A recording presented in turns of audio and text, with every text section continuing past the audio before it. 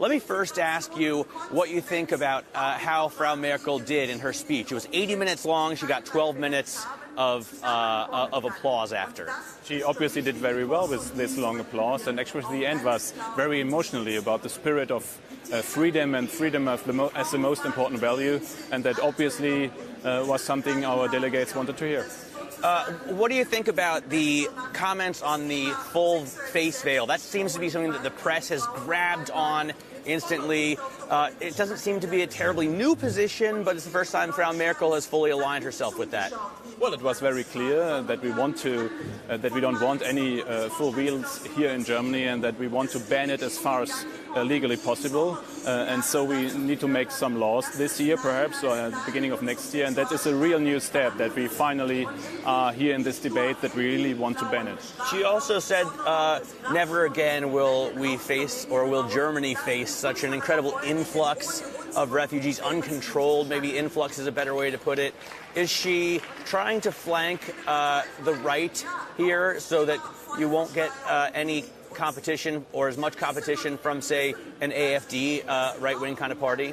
Well, Germany has taken hundreds of thousands of migrants and refugees in the past months, and everyone knows we can't do it again like this, because then we lose acceptance in the population, and we see a rising right-wing movement here in the country.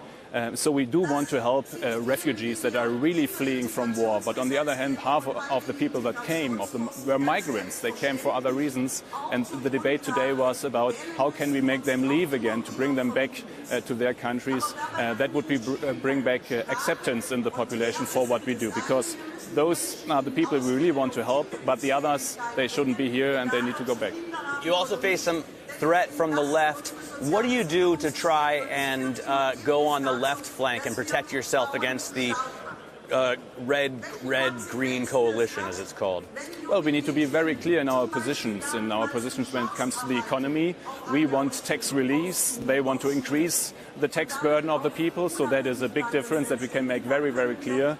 It's about the integration, about the core values of our society, which we want to make very, very clear. We don't want multiculturalism like the leftists wanted here. We want a lead culture, a German lead culture or a European lead culture to be accepted. And we are the party of law and order and of law enforcement. We want more police, and we want the police to be able to have the power, actually the manpower and the legal power, to do what is necessary to keep this country safe.